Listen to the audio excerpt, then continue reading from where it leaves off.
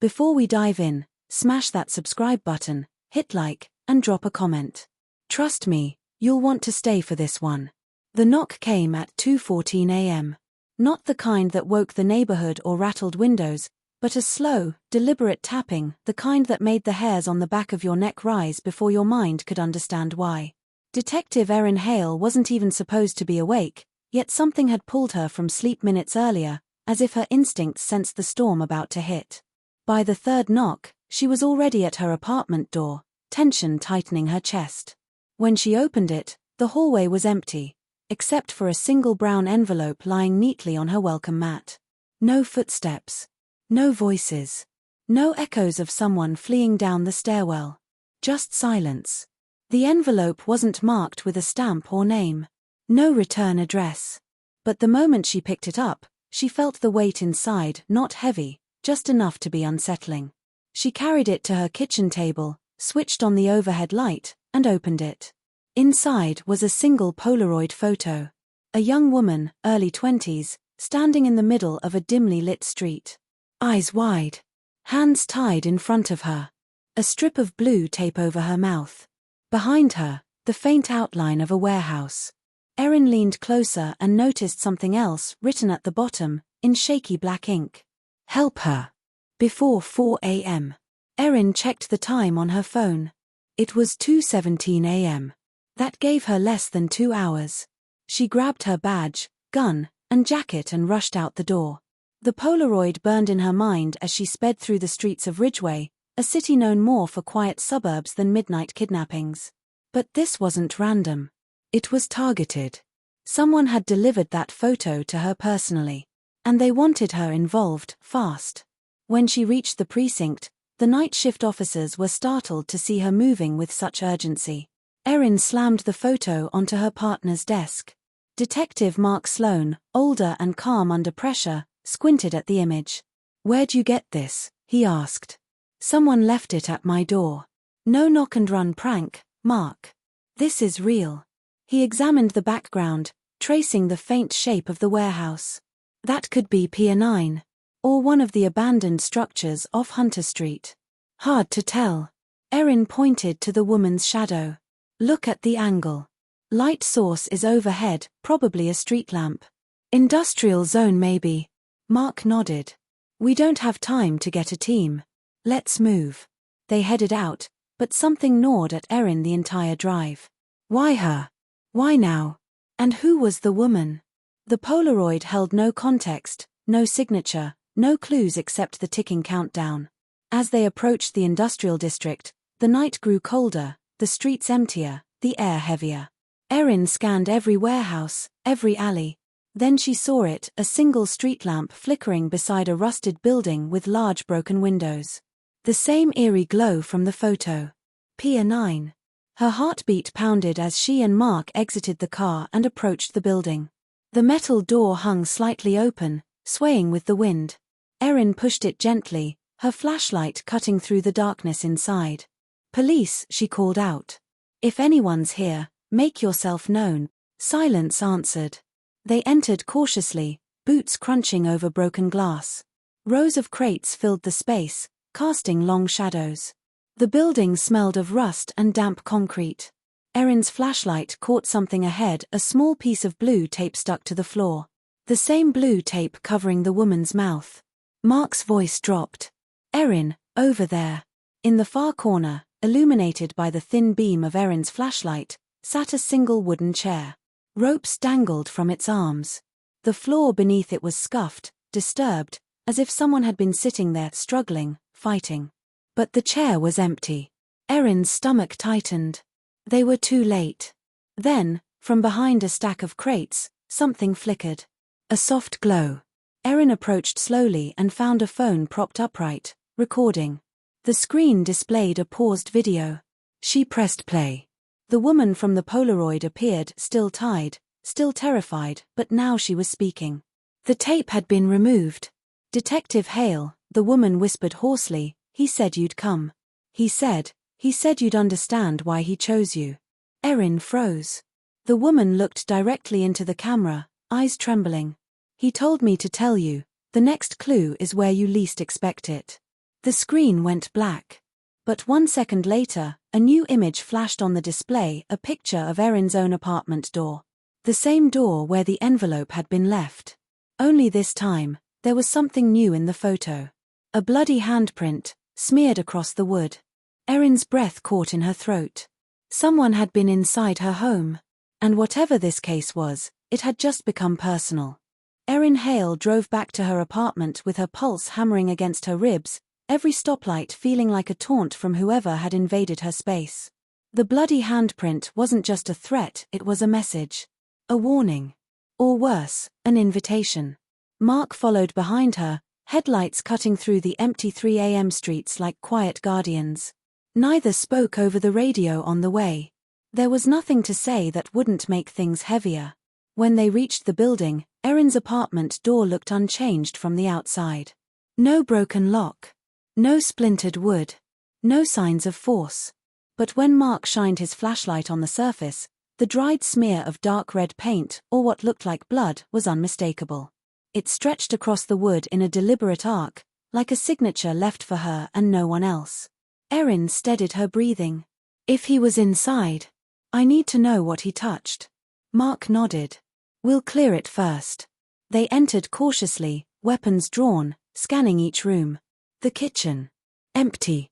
Living room. Quiet. Bedroom. Clean. Bathroom. Clear. Nothing overturned. Nothing stolen. Not even a drawer out of place. It was almost worse, the thought that someone had walked through her life without disturbing a thing. Mark holstered his weapon. He's gone. But he wanted you to know he was here. Erin glanced around, searching for anything that felt off. After a moment, she noticed her bookshelf. One single book, a thick, navy blue crime novel, sat slightly pulled forward from the row. I didn't leave that like that, she said. She slid the book out carefully. A folded sheet of paper fell from inside and drifted onto the carpet. Erin picked it up. More handwriting, the same shaky black ink as the Polaroid. You're running out of time. On the bottom corner was a timestamp, 4 a.m. It was now 3:02. Mark exhaled sharply. He's leading us somewhere. But why? What's the endgame? Erin didn't answer. She was staring at the other side of the paper, the part the writer had hoped she wouldn't check immediately. There was a small map drawn in black ink. A simple outline. But unmistakable. The old Ridgeway train station. Abandoned for years. One road in. One road out. Mark, Erin said, he wants us there. Mark stared at the map. Then it's a trap. Probably, she whispered, folding the paper. But that doesn't change what we have to do. They left the apartment, the night colder than before, as if the city itself sensed the danger tightening around them. The train station loomed ahead after 10 minutes, a massive structure of cracked windows and rusted beams. Erin imagined the woman from the video somewhere inside, terrified, waiting.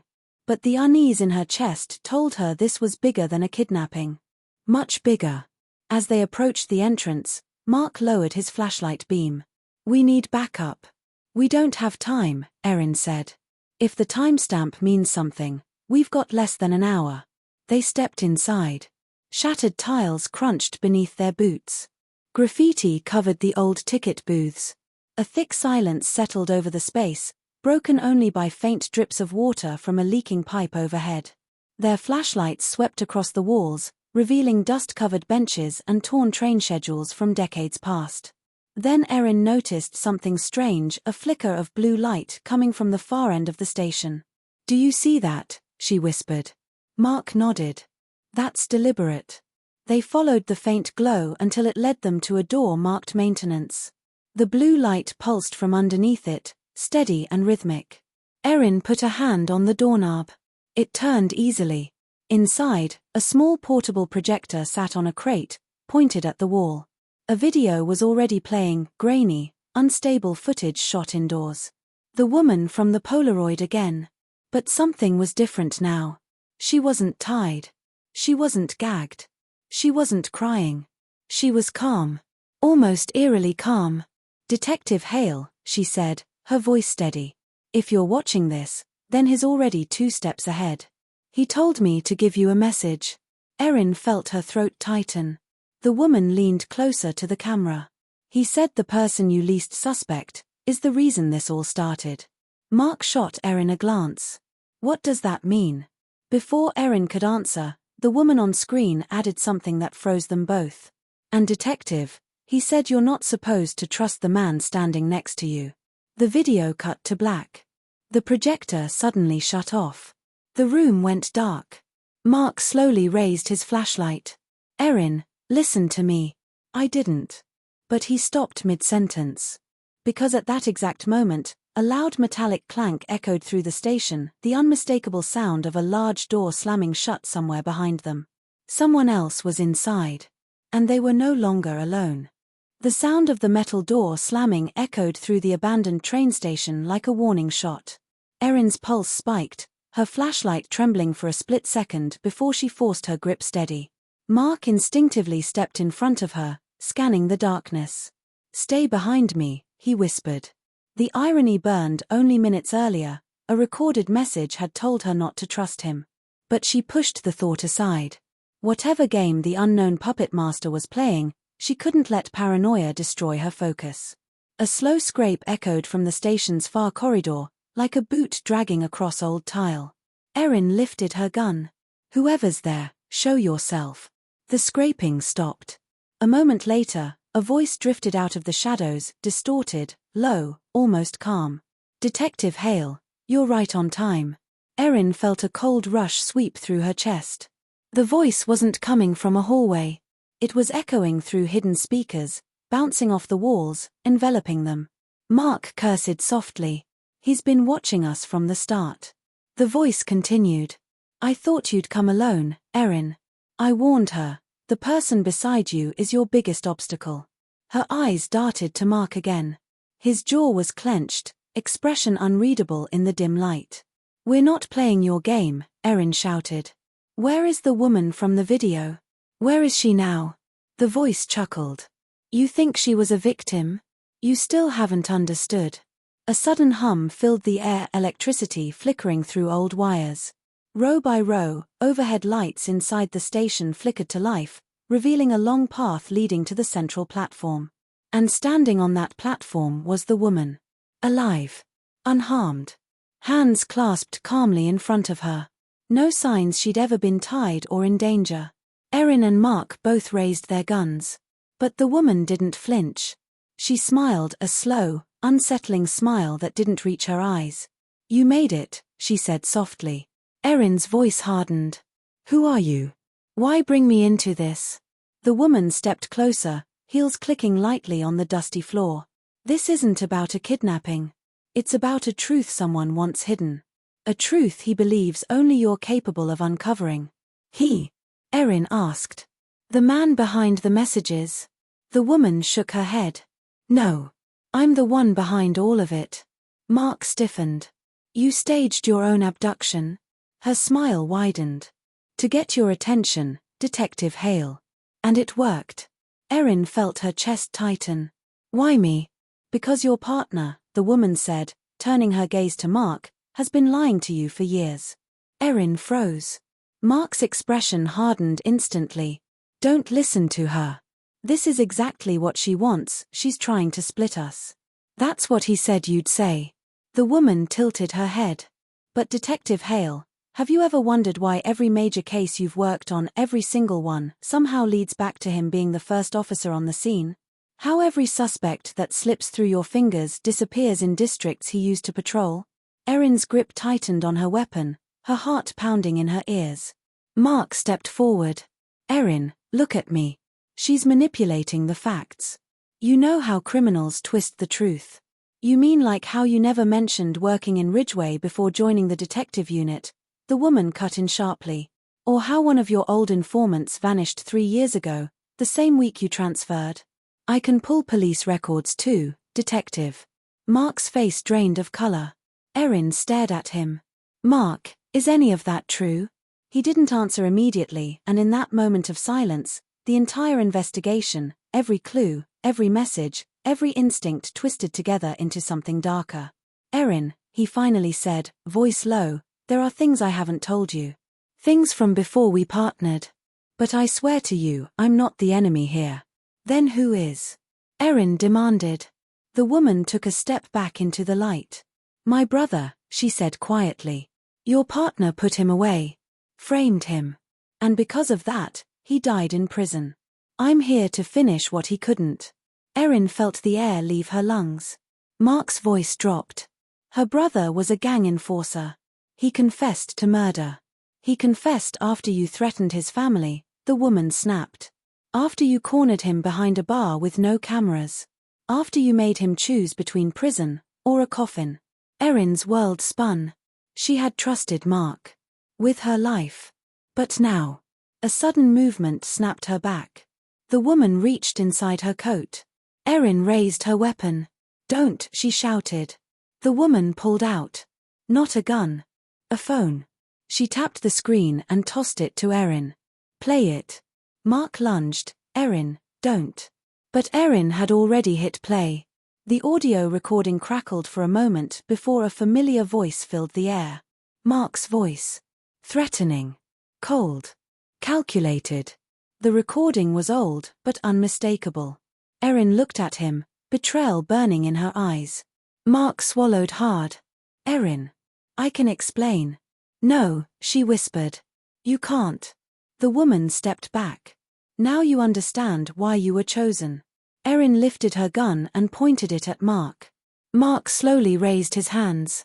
Erin, don't do this. Her finger trembled on the trigger. Everything went silent. One partner. One truth. One choice. The woman whispered, Justice, detective. That's all I ever wanted. Erin exhaled. The gunshot echoed through the station. But the video ends before the audience ever sees who she fired at.